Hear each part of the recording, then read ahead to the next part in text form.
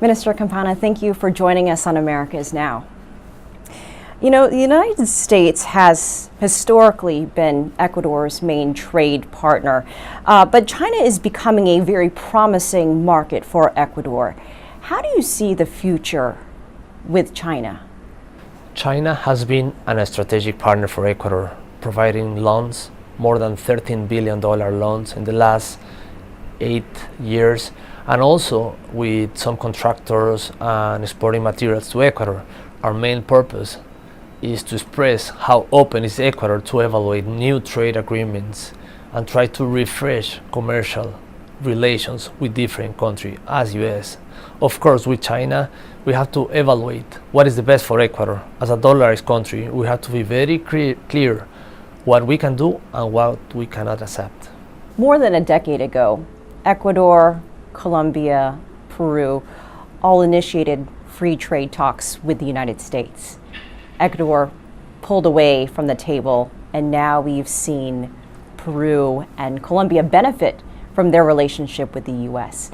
Do you think there are any regrets that Ecuador didn't join in sooner? I cannot talk about what happened in the past. Maybe we had some difference between the political vision from Ecuador and the States.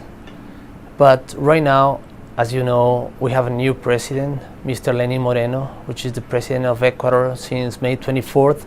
And his pragmatic vision made us come to the States, come to the US, try to refresh our relation in trade, especially in trade. I think it's not only about the GSP. We have to work in a long-term relation. And what we had proposed in my Washington visit was that reactivate the Trade and Investment Council. You know, Ecuador recently signed a free trade agreement with the European Union, something, again, that Peru and Colombia did years ago. So is Ecuador now trying to play catch-up? Well, the results of the first 7 months of 2017 in terms of trading with the European Union has been positive. For Ecuador, increased 21% of our exportation, and for European Union as well. They had increased their exportation for like 19%. So now we are definitely convinced that in order to maintain the dollarization in Ecuador, in order to grow the country, we have to open the country to the world. We have to do some more agreements, some more approaches to different countries and sectors around the world in order to promote our exportations as well. And talk about some of those products. What are you exporting? What is the crux of this all? Ecuador, as you know, is a main exporter of commodities.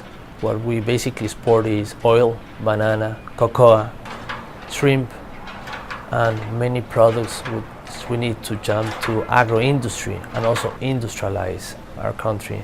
That's why part of my trip is to present a portfolio, a catalog of new investments like copper, lumina, oil refinery. There's different industries that we're presenting around the world to attract investors to the country. There's many possibilities in mining sector, petroleum sector, industry sector, agro-industry, and of course, tourism sector. You know, oil prices are still low, though, and Ecuador has been heavily dependent on oil in the past. What are you doing to ease away from that dependency? Even though we have been an oil and commodity exporters, we're working in a change of the productive matrix in Ecuador. In the last 5 years, we have been working really hard in roads, infrastructure, low and clean energy in order to start a new process. What is a new process? Industrialize our country.